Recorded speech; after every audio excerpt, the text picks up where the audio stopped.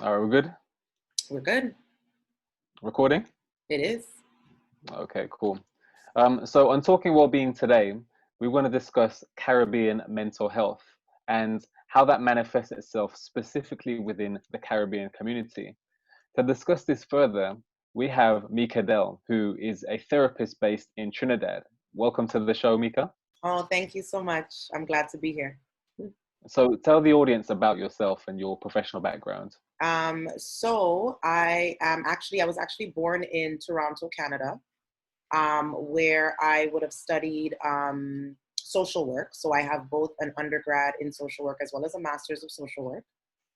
Worked in a lot of different organizations in Toronto, started off in youth justice. And then I did some work in the education system, also did some work in child welfare in Toronto. After some time, my family and we decided to move to Trinidad for several different reasons. And when I first got to Trinidad, I started in their child welfare system, which is very new, about 6 years old. Their institution is actually 6 years old, where I focused on, again, youth justice. And then I went from youth justice to a group home, to working in one of their group homes. After some time, I realized that there was a huge gap in regards to mental health awareness, mental health education, and mental health service provision. And so I decided I wanted to help fill that gap. I wanted to assist with filling that gap. And then I decided to branch off from child welfare and create a private practice.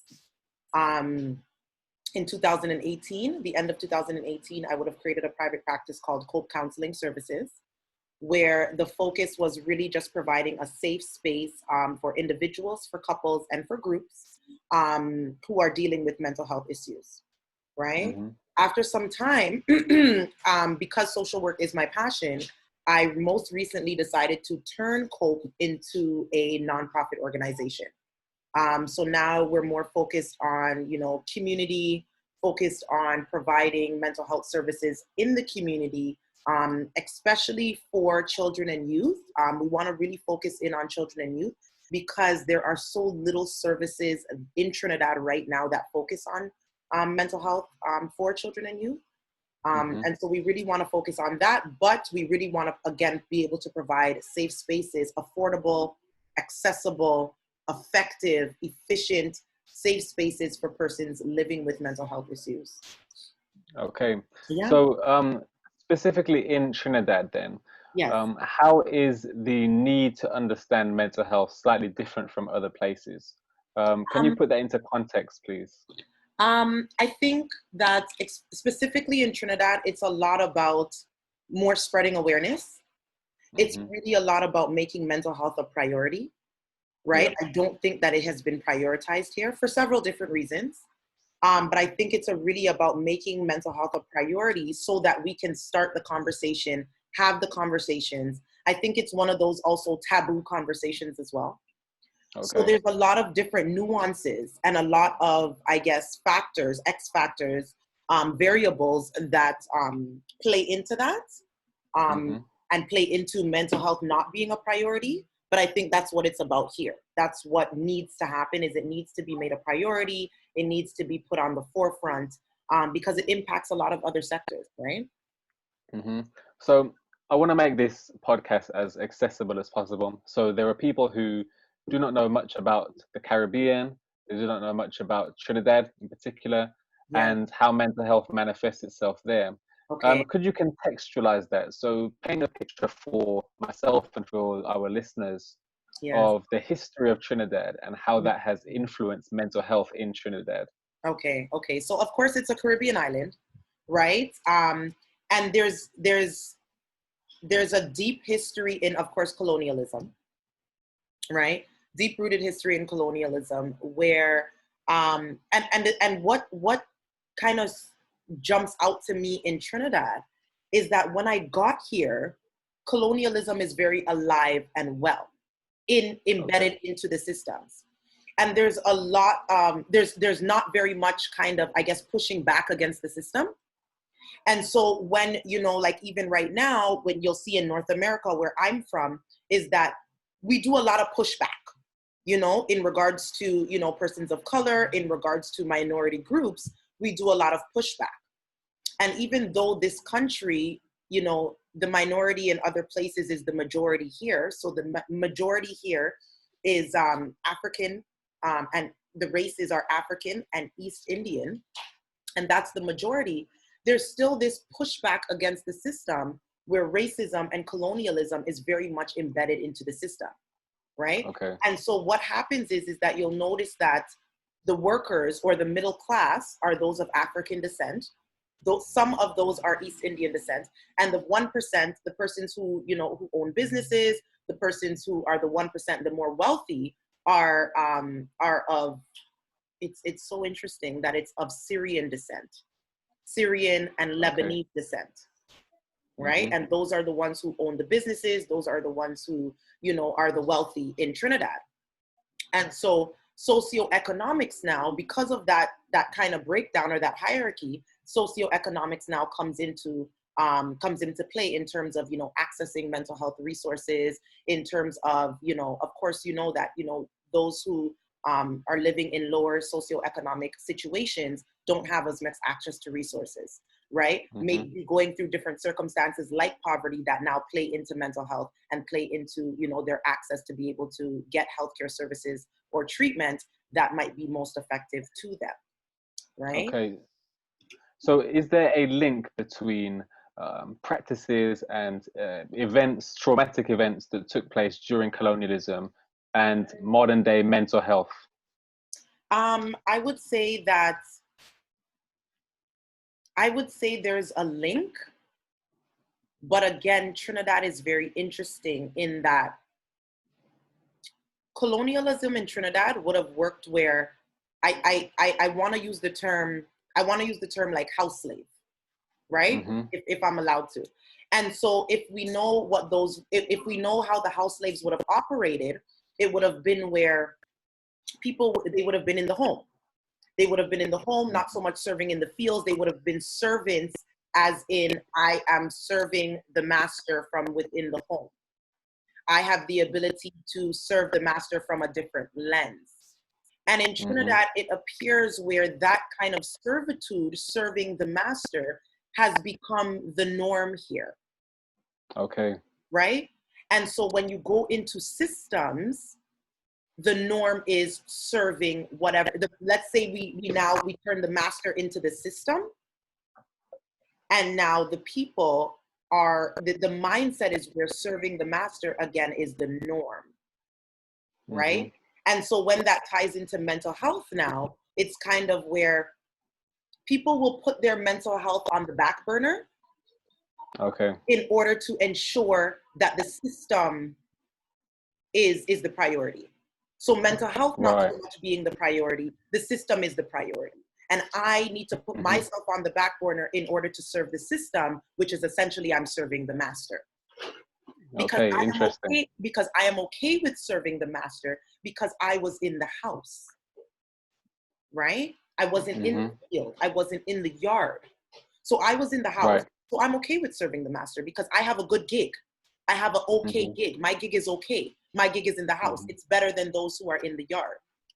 And so in Trinidad now, what happens is those in the middle class, they have an okay gig, right? You might have a good job in the bank. You might have a good job as a service person, which is like the police officers, the firemen, and things like that. So once you have an okay gig, serving the master, which is now the system, becomes, it's fine for you because you have an okay gig. You're not out there, you know, as a homeless person, or you're not out there as a person. So you're not less than is what you're not considered. And so again, your mental health is put on the back burner. Other things are put on the back burner, again, about making mental health a priority. It's not a priority because essentially, you know, people don't really think they're suffering because they have an okay gig. And that's how I think it kind of ties into colonialism, right? And that's why I say it's so alive and well. One sec, pause this. My mom's been shouting me downstairs. I don't know if it's an emergency. We can chat this up. So like 1 sec, so sorry.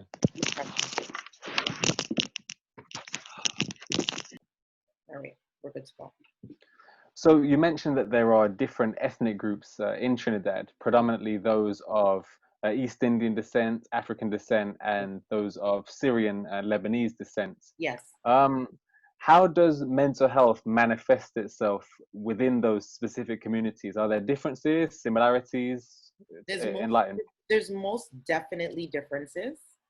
Okay. And I would say that, you know, what plays a huge part in all of this is classism, right? Okay. And so, you know, racism is something that is embedded into the system as well. But I think classism plays a bigger role than racism. Mm-hmm. And the reason why I say that is because more often than not, people of African descent are on the lower end of the spectrum when it comes to racism, right? Mm-hmm. But in Trinidad, if you have money, if you have finances, if you figured out a way to be wealthy, regardless of how you figured it out, you can rub shoulders with the 1%.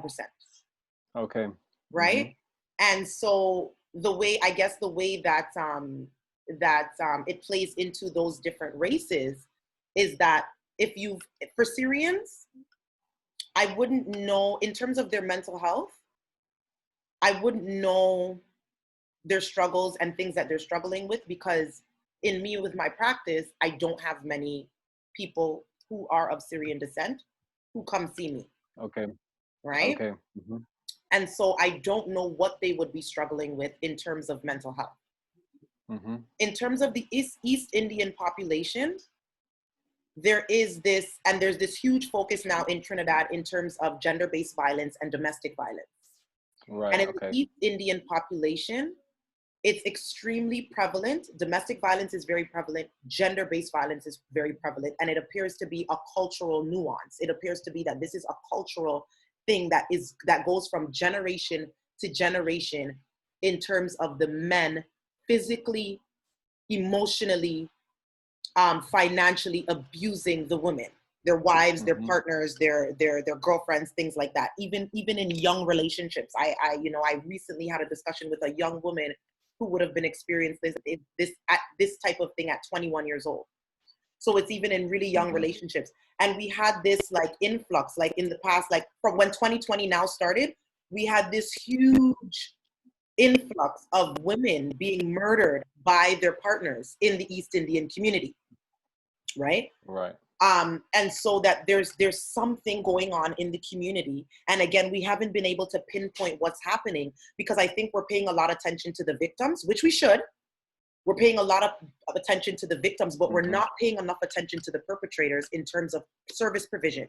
So I don't think we're focusing on what is happening with these perpetrators, why they're doing this. Was it something that is learned? Have they seen it before? Have they seen their fathers doing it? Is it passed down?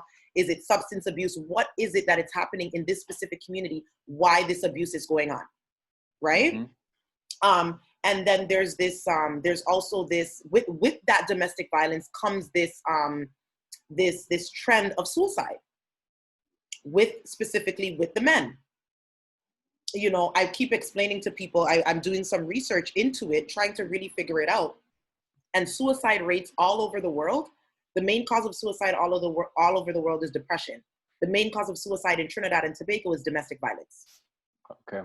Tied to the same thing that I'm talking about with the East Indian community. So what happens is there'll be domestic violence in the home between the partners, and then the men will be committing suicide subsequent to, or even during, you know, domestic violence is happening, and then for some reason the men are committing suicide. Right. And I even have clients where this is what happened to my clients. So I'm seeing this firsthand, right? So you're seeing it on the news, and I'm seeing it come in with my services, right? In terms of the African population, again, which is the next side of the majority because it's East Indian and it's African. In terms of the African population, I see so many things. I see with the youth, with the young people, I see a lot of crime, I see a lot of violence. Okay. Right, with the young persons, especially from the lower socioeconomic communities. Right. And so I think that that's the same thing that's happening around the rest of the world. With corruption brings poverty, with poverty brings crime and violence. And so, and because I know that's how it was for me in Toronto as well, right? In quote unquote ghettos, same type of thing. You know, lower socioeconomic communities, you don't have access, you don't have resources, and so you find a way to get your own, which is, you know, you start selling drugs and things like that, and with that, life brings the life of crime and violence. So that is here, that is prevalent in all of the lower socioeconomic communities. That is in Trinidad, just like it's all over the rest of the world. Right? So that's what's happening with the young people. Same type of youth, you know, youth crime, youth violence, you know, a lot of young persons being, you know, criminalized for things like marijuana, cannabis, you know, selling drugs, guns, things like that, right? So that criminalization of the young Black population, that is happening here, but I don't think that's unique to Trinidad, because that happens throughout the entire world, right? Okay. That was very popular in Toronto when I was there as well. And then there's in the working class community, there is a lot of anxiety. Right. There's a high prevalence of anxiety with the African working class population. I haven't been able yet to pinpoint what the anxiety is about. It can definitely be tied into, though, like we were discussing earlier, that colonialism and that structure, right? That structure. Because colonialism plays a huge part in Trinidad and Tobago's structure, right? The education system is very cookie cutter, very structured. There's very little room for critical thinking, very little room for thinking outside of the box, right? And so growing up in Trinidad and Tobago, and my children, I have children, and so my children are a part of this education system. So even though I didn't grow up here and I wasn't a part of this education system, my children are. And so I see it with them. And I see the pressure that's put on maintaining a status quo. Right. Okay. And this comes back from colonialism. And this comes right back to colonialism. So I love how our conversation is circling here. And so this comes right back to colonialism. And so how colonialism, again, is so embedded into the system. And again, where the system becomes master. So even in the education system for the young children, it's like school is that kind of master, right? But again, it's okay, because once your child is in a good school, I don't mind my child being serving master, because we're serving a good master, right? Back to that I get you. Slave mentality. Okay. So we in Trinidad, the function is put your child in a quote unquote good school, right? Where the structure is, again, it's maintaining that status quo and maintaining that structure. And again, very little critical thinking. And so the children are growing up they're designed to be a part of the system. They're designed to be a part of the structure, right? And so what I see happening is the system is weeding out or feeding out a generation of persons who were designed to be a part of this system, who were designed to be a part of this structure and not go out of line, right? Not kind of, again, maintain that status quo. And I think the anxiety is essentially coming from people are not designed to be cookie cutter, right? People are not designed to be, especially African people, we're not designed to be a part of a cookie cutter system. They were designed, I think we were designed, and I'll say we because I am of African descent, we were designed to think above and think beyond and think outside of the box, right? We are responsible for, you know, if you go back to ancient Egypt and things like that, we were responsible for so many things. We were responsible for so many things that have to do with, you know, modern day technology, creation, things like that. We were responsible for that. And so in a system where you are put into a system and you are forced to maintain status quo, when you want to start thinking for yourself, it's going to create anxiety. It's going to create mental health issues, cognitive dissonance, right? Cognitive dissonance is going to come into play because your brain is telling you something different that your body is doing or that the system is telling you to do. And so that's where I think some of the anxiety does come from, is that it's kind of this pressure to maintain status quo when it's like, okay, I don't want to be a part of these pressures anymore. And my real life person is coming to life and wanting to stand out and wanting to be. However, I'm a part of this system that designed me to be different from essentially who I really am. Right? Right. So what solutions are there then? I mean, there's a long, complex history that still exists in the modern day in terms of the legacies of colonialism and mental health. So in your opinion, what needs to change in Trinidad to facilitate better mental health? I would definitely say just prioritizing, as I would have started with, is prioritizing mental health. Starting the conversation. I think specifically in Trinidad, collaboration and partnership in regards to services is very important. I don't see that happening. The culture is very individualistic, individualistic at its extreme, right? And so I think that there's this lack of partnership, there's this lack of collaboration with different institutions and different systems where I think if that kind of, we deteriorated that, there would be a prevalence of better service provision, because people would be coming together to provide the services rather than everybody kind of trying to do it on their own, which we know doesn't work, right? Spreading the conversation, having the conversation, collaboration and partnership, education, awareness, priority, tapping into, Trinidad is a very unique place. Tapping into, I think, and this is the work that I'm trying to do here, is partner the cultural nuances with best practice and provide a new best practice that is unique to Trinidad, because Trinidad is such a unique place. And we can't continue to take best practice from the UK, take best practice from Canada, take best practice from the US, and think, okay, we're gonna plop it into Trinidad and this is gonna work. Trinidad has so many different cultural nuances. As I would have mentioned, depression in the rest of the world causes suicide and suicidal ideations. In Trinidad, it's domestic violence. So it's something completely different. Those are the things that we have to look at to be able to create the services so that it's most conducive and most effective to this specific culture, right? So really cultural specific services, you know, services that are surrounded in the needs of this island, right? That also might be, you know, I guess relevant to the other Caribbean islands, you know, but again, best practices taken from the US, from the UK, from North America, where completely different things are happening. You know, completely different cultures are going on, right? And I think a focus on cultural identity, right? A focus on identity, because if you focus on who you are, where you're coming from, right? Who you are, know thyself, and that mantra, know thyself, that allows you to individually, I think, grow and evolve mentally.